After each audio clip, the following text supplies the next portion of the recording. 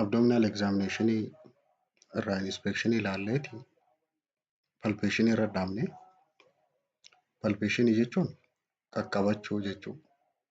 Palpation gosa lamaan jira. Superficial fi deep palpation jira.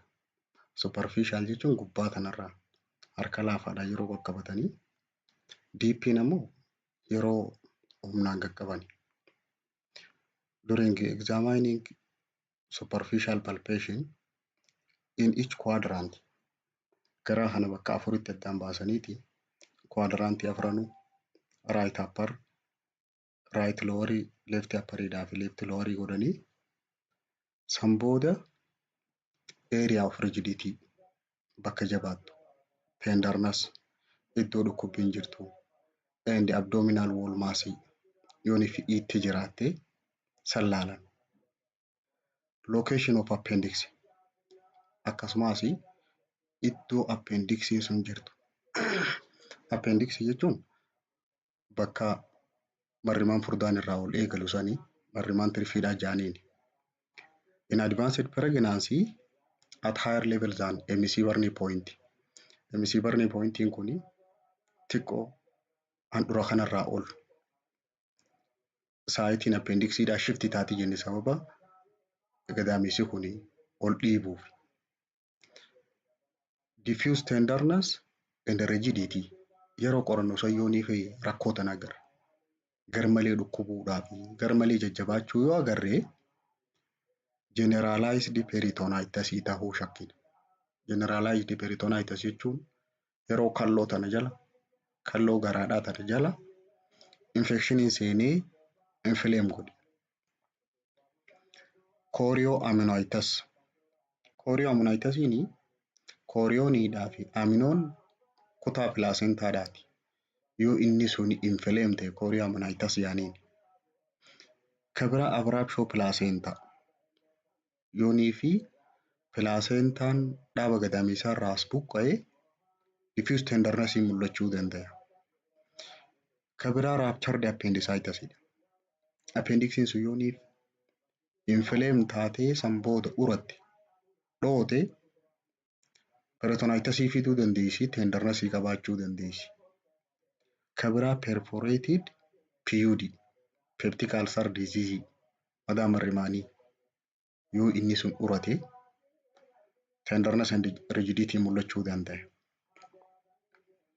Deep palpationiin wanni godhamuuf dubartii ulfaa irratti garaasii kana wanni qaqqabnuuf tokko detection of hepatomegaly and splenomegaly.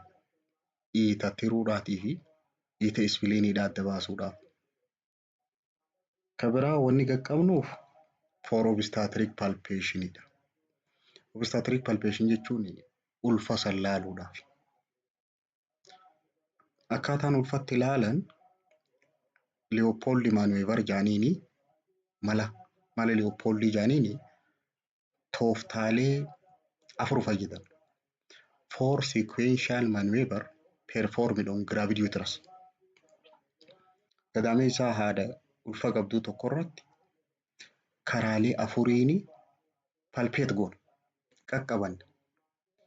Fundal palpation, lateral, pelvic fi Pawligrip jaaniin. Fundal palpation bakka oloo inni itti dhaabbatu laaluudha. Lateraliin ammoo cinaa lamaan bitaa mirgaasan laaluudha. Pelvikiin olirraa gaduu gara mataarraa kara gadiitti laaluudha. Pawligripiin mataan mucaadhaa bakka tam jiraa gadii tanaan laaluudha. Suuraa irratti isiniin agarsiisa. Before 28 week of gestation asirra wanni hubachuu qabdu 7-28 duratti fundal heights determination only palpation. Hanga dheerina fandasiidha hanga dheerina gadaameessaa kana umrii 28 duratti palpationiidhaan qofaan adda baasuu ni danda'a. The fetus is too small to determine lie or presentation. Ilmoon sun ulfisu waan xiqqaa ta'eef qaqqabattee karaa isiin itti jirtullee adda baasuu dandeessa. Fetal heartbeat can be auscultated from 20 week of gestation. Dhawannaan onnee daa'imaa torbaan 20 irraa eegalee dhagayamuu eegala feetoskoopiidhaan yeroo dhagayamu. Fundal palpationiidha jenne malli jalqabaa. Fundal palpation jechuun fandasii kana qaqqabachuu jechuudha. Objectiviin isaa kana goonuuf maali? Kaayyoon isaa determination of height of fundus hanga inni dheerate gestational age isii beekuudhaa fi what occupy the fundus gara oliisa maaltu qabee jira. Fundasii jechuun kutaa uterusii irraa gara gubbaasan maaltu oliisaniin jira. Abdominal asymmetry need to be corrected first. Dursa garaan kun hangam takka guddinni isaa wal fakkaataadhaa waan jiru laaluu qabna. And bladder should be empty before starting examination. Fincaanuu qabdi bilaadariin isii qulqullaa'uu qaba. If dextro or levo rotation is there jechuun keessa gamana garagaltee jiraachuu fi gara tokko jallachuu yoo jiraatte asymmetry isaa laalla. Walqixaa waan jiru. Fundal height determinationidhaaf dheerina isii tana ibsuudhaaf mala lama fayyadamna. 2 meetadii fayyadamna.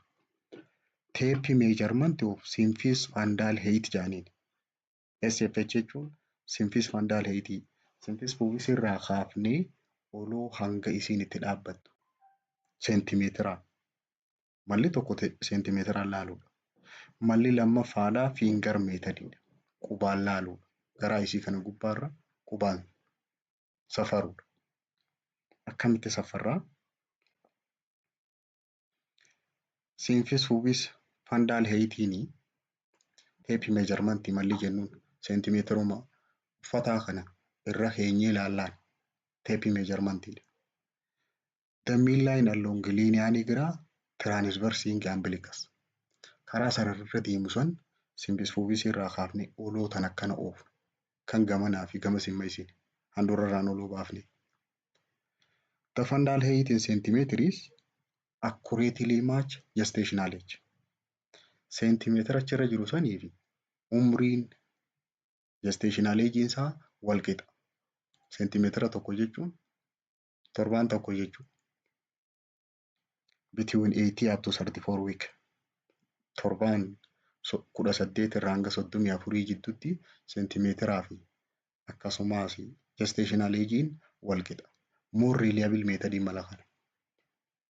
Malli dhugaadhaa finger method sanirra. Malli lammaffaa finger methodidha jenne. Akkamitti qubaan laallaa? Fundus is just palpable as symphysis pubis. Fundusiin kun gadaamee isaan yeroo torbaan 12tti naannawa symphysis pubisii kana qaqqabatamu. Midway between symphysis pubis and umbilicus yoo umbilicusidhaa fi symphysis pubisii walakkaa isaa yoo jiraate torbaan 16. At umbilicus 20 weekidha. Bakka umbilicusidhaa handhuurarratti. Generally, one finger above umbilicus is represent 2 weeks. Umbilicalidhaa ol quba tokko yoo kadabru taate torbaan 2 bakka bu'a. One finger below umbilicus is equal to 1 week.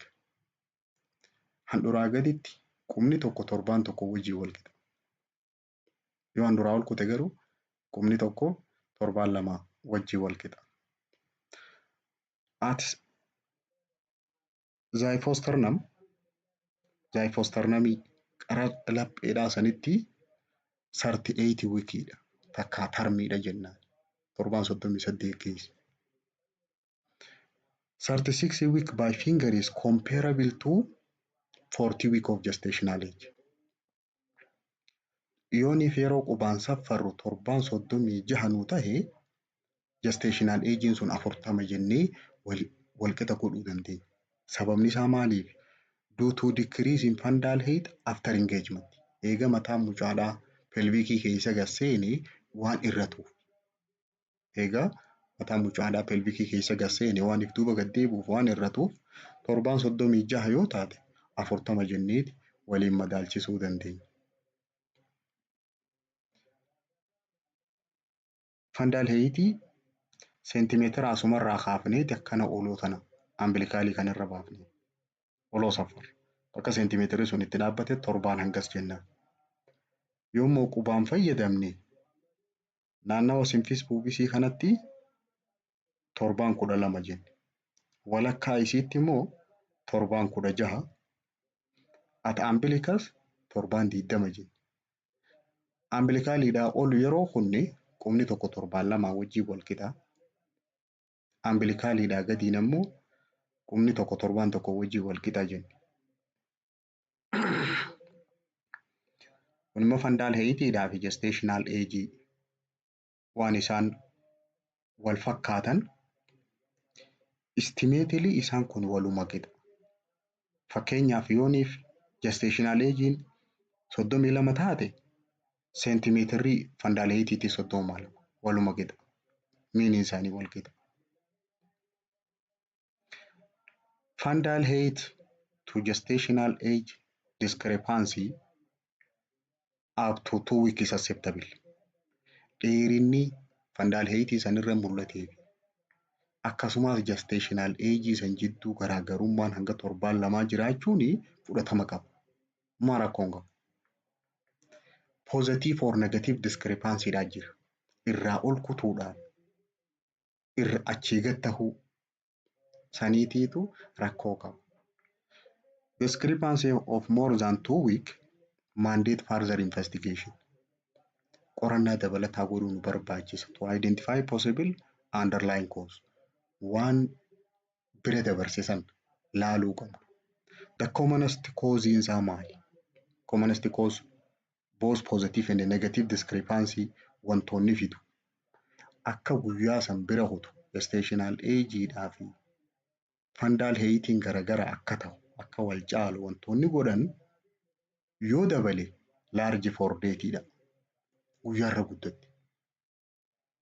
Yoo irrate immoo small for date dha. Guyyaa san irra xiqqoo ilmoon sun.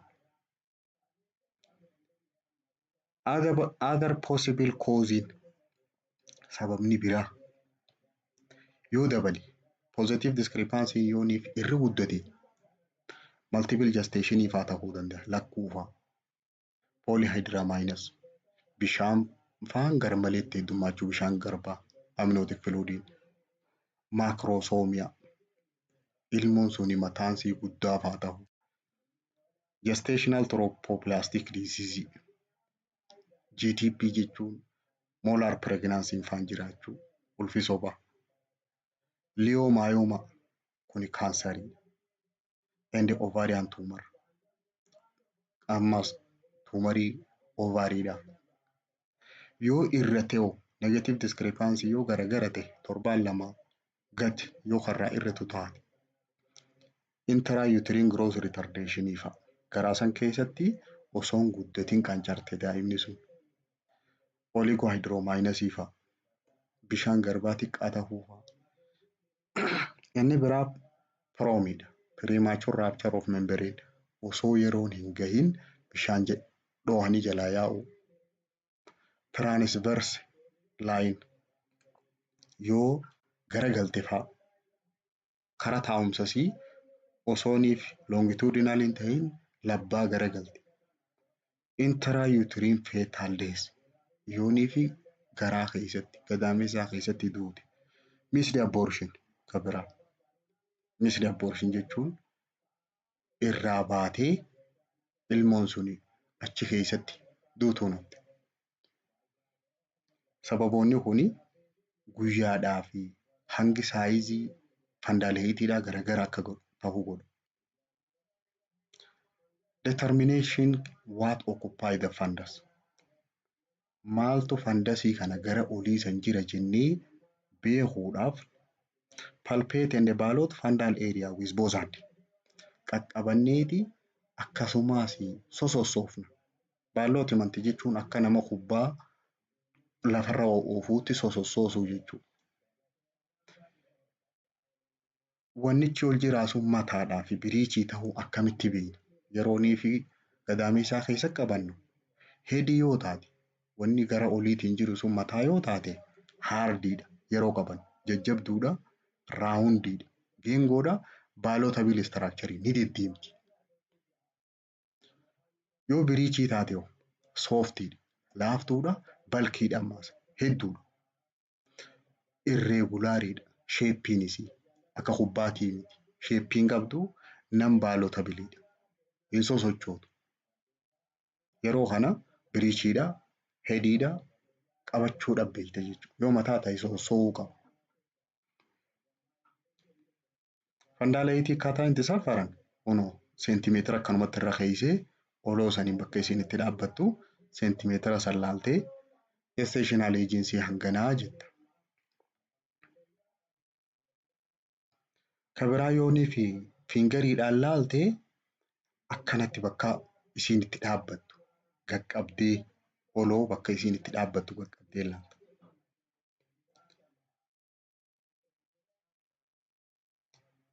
Inni lammaffaadhaa laateraal palpeeshiniidha. Lateral palpation kaayyoon isaa maali? Cinaarraan qaqqabachuu jechuudha. Determination of fetal line and the identification of side of back. Akkaataa ilmoon sun itti ciisu jirtu beekuudhaa fi duydi mucaadhaa garam garagalee beekuudhaaf. Identification of side of back. Fetal line yeroo jennu akkaataa isiin tun itti ciifte. Orientation of fetal longitudinal axis with respect of that of mother. Duyda haadhaarra akkamitti ciisu jirti isiin sun.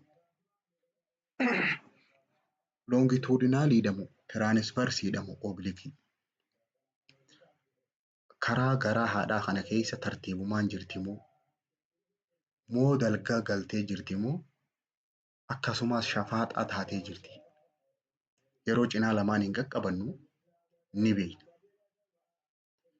Lateral palpation is performed alternatively on both sides using one hand to establish uterus. Harka tokkoon qabneeti tokkoon qaqqabanna. Maaltu gamanaan jira? Kanaanis qabnee kaan hin qaqqabanna. Bitaadhaa fi mirgaa. The back feel like hard. Wanni qabatte suni duyda tahuu maaliin beeyta? Yoo duyda taate jabaadha. Straightiidha. Takka flat structure waan akka xaawulaa fakkaata. Diriiraa.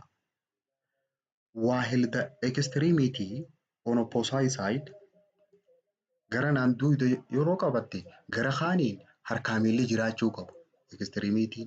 Extremitiin suni feel multiple nodular party. Waan miila fakkaataati agarta. Waan filaatiin tahin, straightiin tahin, waan jajalluu agarta.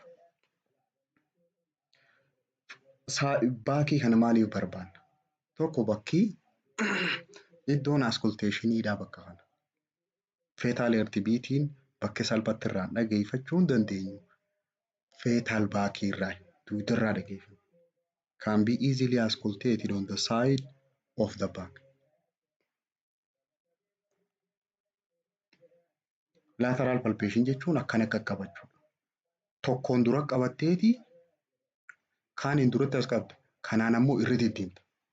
Yoo bakkee ati qabattu tun duyda taate filaatiidha jenna. Straightii. Yoo miila taate immoo noodulaarii qabdi. Sadaffaani pelvic palpationidha. Pelvic palpation jechuun amma namtichi kuni fuulli isaa ol garagalee jira. Gubbaarraa gaggaragalteeti akka fandaalii sanitti gadii tana laalta. Waan gadii tana qabee jiru. Gadii tana maaltu jira? Identification of fetal presentation in the attitude. Wanni kaayyoon pelvic palpationidha. Mataarraa gaggaragaltee karaa pelvikii kana wanni qaqqabattuu fi mataan garam garagalee beekuudhaaf. Maaltu gadii tanaan jira? Fetal presentation. And also attitude. If cephalic prominence mul'ata yoo mataa taate. Akkamitti pelvic examination godhan? pelvic palpation irratti examine or faces the patient feet. Gara miila patientii san fuula garagaluu qabda. And place hands on other side of uterus. Cinaa lamaan gadameessaadhaa kan harka kee keesseeti just above pelvic inlet. Bakka lafeen pelvikiidhaatii fi garaan kun itti addaan bahu achirraa eegalta. When pressure is exerted in direction of inlet, yeroonii fi kallattiidhaan dhiibbaa achirra gaduu geessiftu. One hand can descend further than other. Tokko gakkutaa deema. The part of it that prevent deep descent of one hand is called cephalic prominence jedhanii. Yooniif mataa taate sirri gasseenuu siin ta'u. Cephalic prominence wanni jedhaniif. Presentationin garagara cephalic ta'uu danda'a, biriichiidhaa fi shoulderii ta'uu danda'a. Mataadhaan takka immoo gara duubaa kanaan ceehuufaadhaan dhufuu dandeessi. Attitude yeroo jennu, attituudiin kun kan ilaalchaatii miti. Akkaataa isiin itti teessu yoo ilaalan waan isiin fakkaattu. Flexidiidha moo extendediidha moo militarii? Flexed jechuun on the same side as a small part. Walirratti eenyutu flex ta'a? Morma kanaatiitu gaggodhatee jira. Mormi kun karaa qomaatti gaggodhatee jira. Matuma qofaatiitu mul'ata. Cephalic prominence jedhanii. Akkuma duudarraa dhufte saniini mataa harkita. Yoo extend taate immoo yooniif gamana garagaltee jiraatte. Cephalic prominence is on the same side at the back. Yooniif duubatti kana jettee jiraatte areennisii kun yoo ol godhate mataan gamanarraa as baha. Kan biraa militariidha. Akka waraannitti dhaabbatu san wal qixxaatee. Attitude jechuun akkaataa mormaati. Mormi kun duubatti jeemu qomarra gajjeedha. Descent yeroo jennu maasa? Descent jechuun hanga mataan mucaadhaa kuni lafee tana keessa gasseeni. From 5 to 0.5 dha.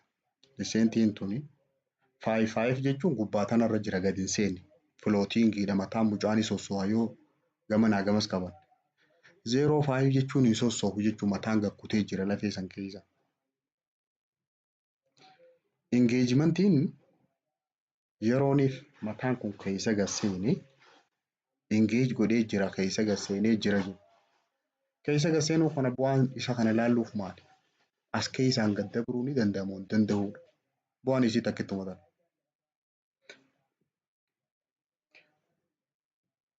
As ilaali bakka kana. Descentiin between 5 and 0. Shan irraa hanga 0dhaati. Yeroo shan jennu kana floatingiidha, ni sossooha mataan mucaadhaa. Tuttuqamuu danda'a. 4-5 ilaali. San booda mataan mucaadhaa kun egaa seenaa dhufa. Palvikiyaadhaati tun sararri gurraachi kun. Palvikii keessa yeroo gasseeni amma hangana gasseenee jira. 4-5 jaanii. Kun ammoo 3-5. Kun 2-5dha. Asumaan laalaa deema. Mataan mucaa kun guututti gasseeni. 0 wanni jennu. Engagementiin minimum 2-5 irratti.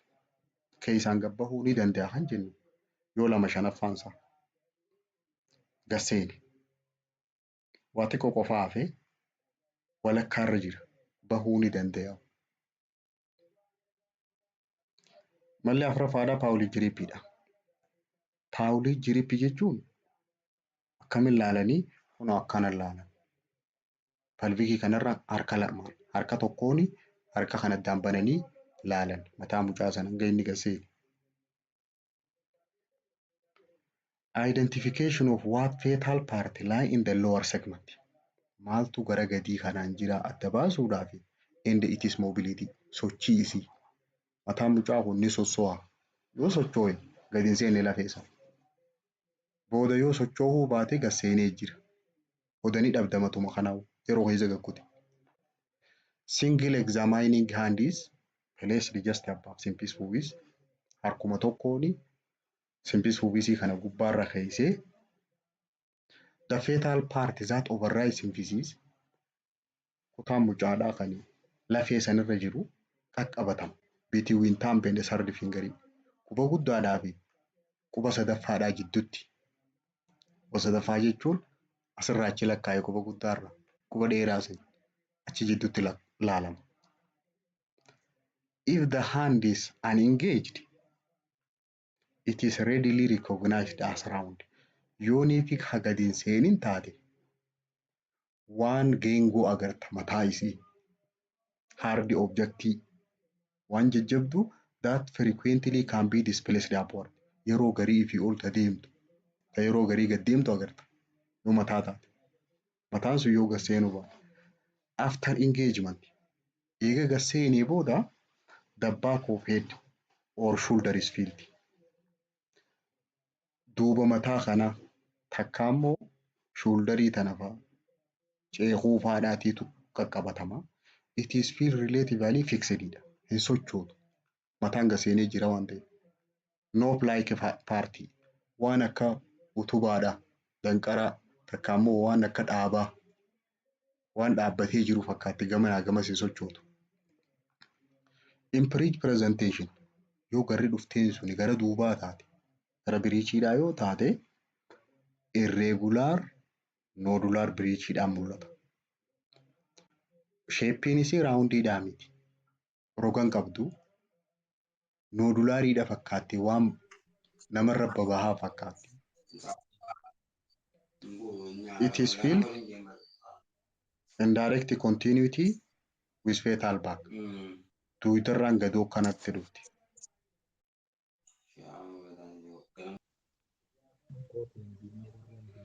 Abdominal finding in multiple gestation.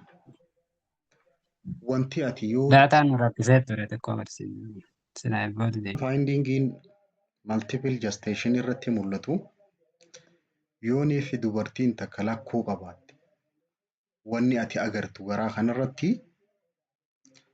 multiple fetal poolii agarta. Bantiilee garagaraati agarta ka daa'ima. Two fetal heart rate at two side. Reetii dhawannaa onneedhaa garagaraa lama bakka garagaraa lamarraa dhageessa.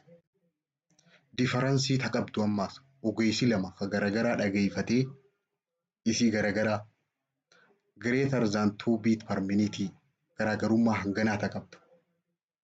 Fetal heart rate is auscultated simultaneously by two examiners.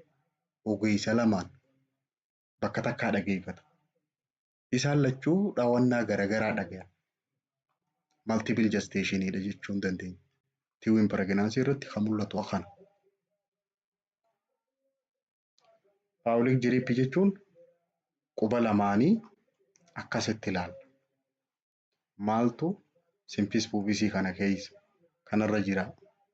Yoo mataa taate raawundiidhaan socho'aa jenna. Engagement illee asumaan laaluu dandeenya. Mataan kun tuttuqamuu yoo danda'e gubbaa tana jira yoo socho'u. Yoo socho'uu dadhabee yoo gakkute osoo deemnuu zeeroo jennaan isuma kana. Inni biraa auscultationidha. Abdominal examinationii akkaataatti godhan keessaa inspectioniidhaa fi palpationii finneeti sadaffaarra jira. Auscultationii dhageeffachuu meeshaadhaan. Fetal heartbeat is first heard in the back. Dhawannaan onneedhaa ta daa'imaa sun gara duubaatiin dhagayamti jenna. Duuba haadhaa osoo hin ta'in duuba isiidha. Duuba isiirraan dhagayamti. In breech yoonii fi daa'imni sun akkaataan dhufiinsa isii akkaataan taa'umsa isii mataan haadha keessa ol garagalee gara duubaatiin ka dhuftu taate usually it is heard above umbilicus. Handhuraa olitti dhagayamti. Handhura haadhaatii olitti.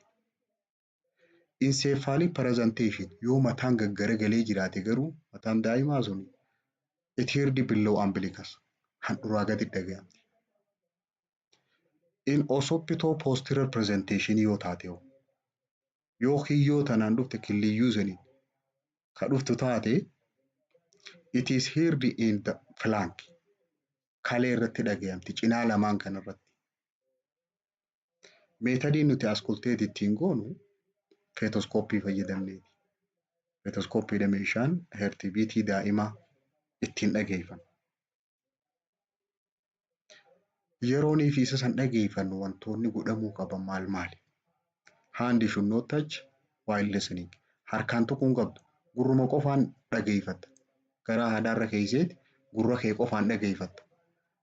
Malee harkaan hin tuytu. Ear must be in close form contact with photoscope. Gurri kun itti dhiyaachuu qaba. Itti dhiyaatee qabuu qaba. If it is the last month of pregnancy, yoonii fi xumura ulfaa, xumura baatii ulfaa yoo ta'u taate ulfi kun umriinsaa gara xumuraarra kan jiru yoo taate, you hear the fetal heartbeat below umbilicus. Yoonii fi akkasumas handhuraa gaditti ka dhageessu taate presentation is headidha. In case of head presentation yoo mataan gadii tana jiraate umbilicaalidhaa gadi dhageenya jiru. Yoommoo biriichii taate umbilicaalii ol kutti jiru. If it is based above umbilicus, presentation is breech. Dhawannaa onnee kana qofaan beekuu dandeenya garam garagaltee jirti. Yoo umbilicaalidhaa gad taate mataadhaan dhufte. Yoommoo umbilicaalidhaa ol taate biriichiidhaan dhufte. Check for fetal heart rate and rhythm. Dhawannaa onnee yeroo dhageeffatan. Reetii qofaa miti ritimii isiitiis wal fakkaachuu isii. Ritimiin amma humnaan dhawatti moo suuta deemti. Reetiin hanga isiin daqiiqaa tokko keessatti dhawattu. Count for 1 minute if regular. Yoo regularii taate ritimiinsi wal fakkaataa yoo taatu taate daqiiqaa tokkoof dhageeffatta yookiin kaan itti deddeebita yoo irregulaaritiin jiraate. Normaalii 110 hanga 160 beat per minute normaalii feetaalii. Inni torbaffaadhaa genitourinary systemidha. Abdominaalii finne. Genitourinary system irratti pelvic examination had better to be done with indication. Qorannaan karaa qaama saalaa yooniif wanni nu ajajaa jiraatti yeroo san irra gaariidha. But some scholar agreed garuu ogeeyyiin tokko maal ja'an seeti beektonni tokko wanni isaan irratti walii galan to be done 2 times in pregnancy. Except in case of complication. Yoo xiqqaate ulfa keessatti yeroo 2 godhamuu qabdi. In case of complication it may be more. Rakkoon jiraatti. Kanaa olillee heddummaachuu danda'a. Genitourinary system irratti wantoonni ilaalaman abnormal discharge dhangala'aa normaal hin tahin offensive yoo jiraate itching. Inni biraa integumentary system irratti wantoonni ilaalaman. Integumentary jechuun iskiiniidhaa fi neeyilii heerii kana jechuudha. Scale and skin appendageidhaan integumentary system jaaniini. Hyperpigmentation on breast. Halluu qabaachuu harma at the areola. Fiinxa isaa san irratti halluu saallaan. Lower and midline abdomen. Halluu garaarra jirtu san. Linea nigra jenna. And also hyperpigmentation around genitalia normally seen in pregnancy. Naannoo qaama saalaatti illee halluun ni jijjiiramti. Kuni normaalidha. Extremity ilaalla samboota. Extremity jechuun miila fi harka kana. Check for edema, dhiita laalla, and dilated vein, vessel, iddoota dhiigaa kan babal'ate kana laallaa. Dhiitti tuni gosa lamaa jira. Dependent edeemaadhaa fi pathological edeemaa jaaniin. Dependent edeemaanii physiologicalidha. Lower leg irra mul'ata. Miilaatiitu ta'u. It is seen in 80% normal pregnancy. Dubartoota ulfaawan irratti rakkoodhaa miti parsantii 80 rakkoo maleedha dhufa sababa ulfaatiif utuu physiological change irra. Inni pathological jennuun ammoo non dependentidha. Non dependent jechuun bakka sababa dhiinirra taa'uu irraatti hin dhufne. Wanni dependent jennuuf yoo dhaabbattee dhiini kun gara miilaatti deebi'a. San booda oloo kana garaa kanarraan oloo bahuun itti gaara. Gaara kanarraan waan ol bahuu hin dandeenyeef wal eega. Kanaaf ta'uu dandeessi. Garuu bakka san hin tahin when it involve face, finger or whole body yooniif fuula akkasumas qubbeen qaama guutuurra yoo dhiita qabaattu taate pathological edeemaa jaaniin. Inni itti aanu central nervous system examinationidha. Sirna narbiidha. As general physical examination start from consciousness of beekuurraa kaana. Central nervous system ilaaluu hangam takka of beekirra. Inni itti aanu laboratory testidha. Qorannaa laboratoriiti. Qorannaan laboratorii godhamtu dubartii ulfaatiif perform basic test ishii qorannaalee bu'uura jedhamanii jira. Tokko hemoglobinii, hematocrit, blood group and RH. Hemoglobinii anemiyaadhaaf ilaalan, hematocrit illee. Blood group fi RH rakkoo RH problemii fa'aa adda baasuudhaaf. Kabira urine analysisidha. Fincaan kana qorachuu. Dipstick in case of protein or glucose. Microscopeidhaan bakteeriyaa fa'aa keessatti ilaaluu and also gram stain. Bakteeriyaan sun yoo jiraate 50 gram positiifi moo negatiivi. Test for HIV, hepatitis B virus and syphilis. VDRL testii godhanii. Ultrasound before 24 week. Yoo umriin ulfaa sunii 24 dura taate ultrasound ilaalan. One ultrasound scan before 24 week of gestation is for all pregnant women to estimate gestational age. Umrii ulfaa san beekuudha, tilmaamuudha. Yeroo takka ka'uu qabdi 24 duratti early ultrasound jaaniin. Tokkoffaa estimationiidhaaf jenne umrii ulfaa improve detection of fetal anomaly. Akkasumas rakkoo daa'imaa san yeroodhaan arguu. And also multiple pregnancy lakkuudha moo takka adda baasuu fi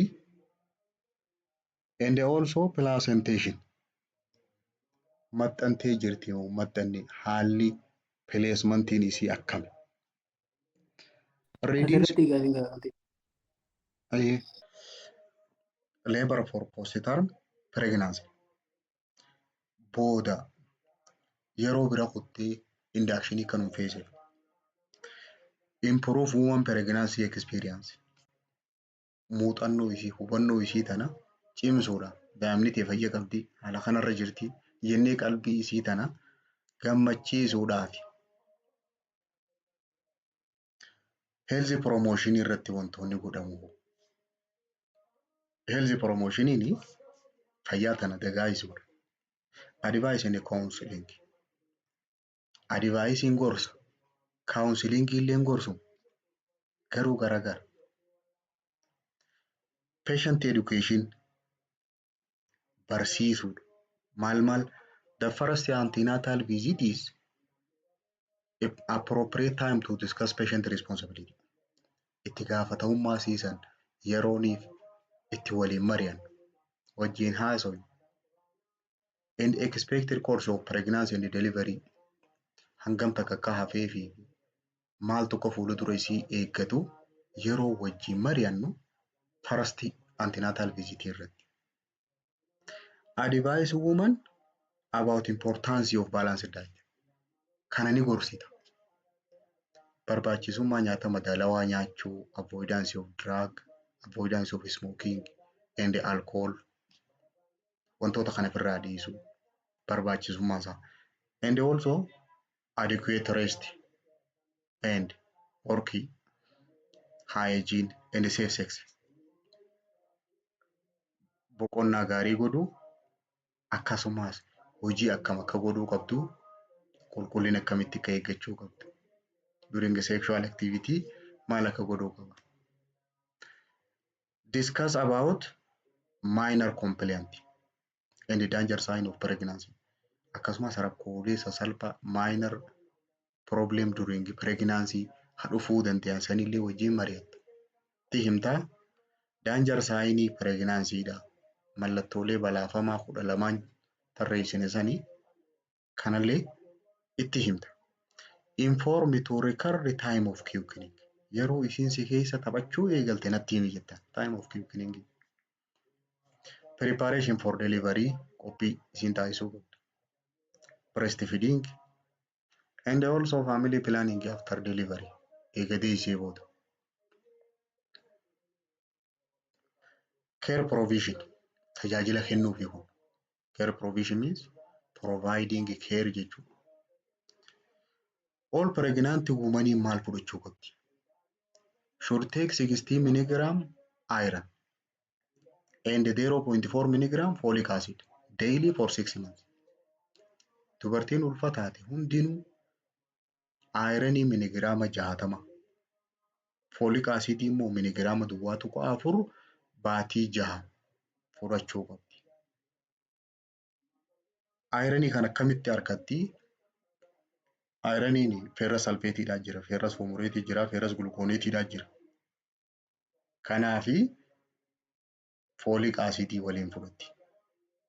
Yoo xiqqaate guyyatti daily yoo fudhatte taabii 180 fedhii 180 fudhatti.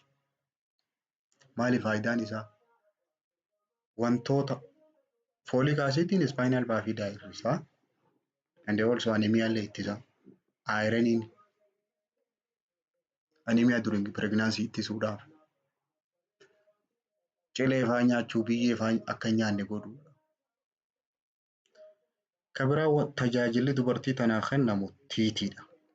Tetanus toxoid vaccination according to WHO guideline.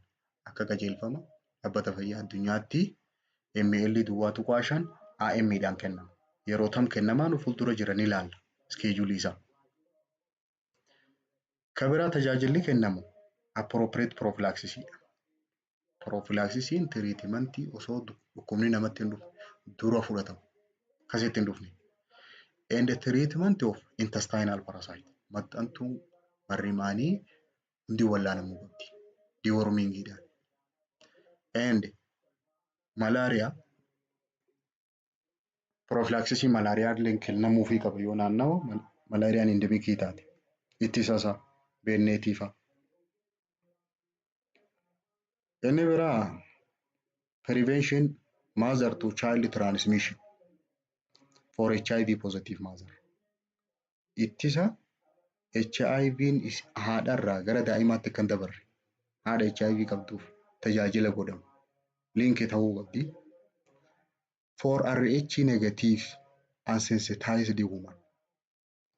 Dubartii RH negative taate. Kan ammaan dura ulfa akkanaan dahin marsaa tanaaf ulfooyte RH negative taate anti-D kennuufi. Dewormingiin intestinal parasites san dhabamsiisuuf mebendazole 500 mg PO start any time after first trimester. Eega torban baatii 3 jalqabaa san bira dabartee yeroo feete fudhachuu dandeessi.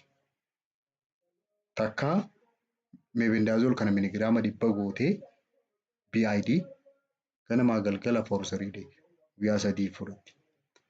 After first trimester tiraayimisterii jalqabaa keessatti hin taatu. Teratogenic effective. Treat all pregnant women with acute malnutrition. Dubartoota muwaakiin isii 23 hiika jiru hunda akka national guideline management of acute malnutritionitti wal'aanta hanqina nyaataa dubartii qabdu. Provide calcium supplementation. Kaalshiyamii dabalataan kan ta'aaf with daily 1.5 up to 2 gram oral elementary calcium for all pregnant women. Dubartoota ulfa qaban hundaafuu guyyatti giraama duwwaa tuqaa 5 hanga giraama 2 afaaniin kan fudhatamu torban 14 irraa eegalanii fudhachuu qaban. Tetanus toxoid immunization tiitii fudhachuu qabdi jenne. Immunization kana iskeejuuliin isaa akkami? WHO guideline maal jedha? Tiitii kana yeroo 5 fudhatti dubartiin. Tiitii waanii at first contact yeroo jalqaba dhaabbii fayyaa dhayitu san. Takka immoo as early as possible during pregnancy. Hanga dandeesse yeroo ulfaasan fudhachuu qabdi. Tiitii waanii yoo fudhatte do not protective. Humaa sirraan ittisu. Tiitiituu itti deebiti. Tiitiituu hangam takka turtee deebiti. 4 week after TT1. Sirri qabadhu torbaan 4 booda eega TT1 fudhatte deebitee TTT fudhatte. TT2 kana yoo fudhatte hangam takkaaf ittisa teetaanasii daa'imaa protective for 3 years amata 3. TT2 fudhatteetiin maas itti deebiti. TT3 fudhachuudha.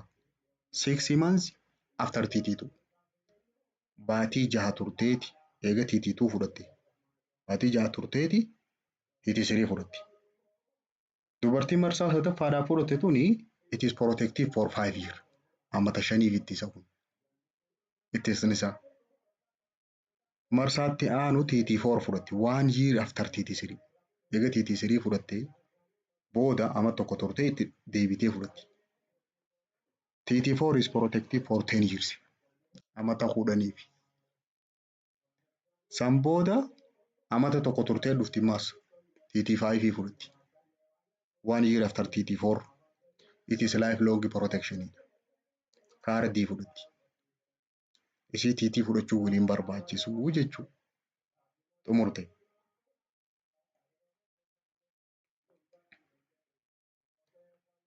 Antinataalii kennee jira.